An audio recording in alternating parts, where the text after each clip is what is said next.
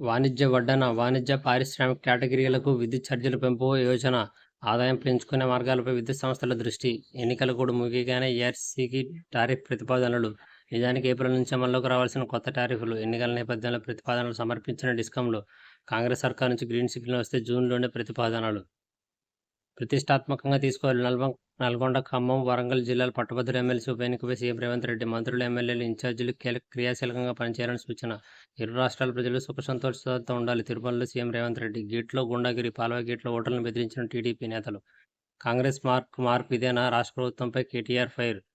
సోనియాను ఏ ప్రాతిపదికన ఎలా పిలుస్తారు? 15 మంది ఉద్యమకారులు పొట్టన పెట్టుకున్నందుక కిషన్ రెడ్డి. 2.11 లక్షల కోట్ల డివిడెండ్లు. కేంద్రంపై ఆర్బీఐ కనకవర్షం. పంటల బీమాకి 3,000 కోట్లు. రైతుల ప్రీమియం ప్రభుత్వం చెల్లిస్తుంది. భవిష్యత్తులో దొడ్డబడ్ల కూడా ఇందులో బోనస్. వ్యవసాయ శాఖ మంత్రి. మల్లెదికి ఉష్ణోగ్రతలు. ఒక్కపోత కూడా తీవ్రం కానుందన్న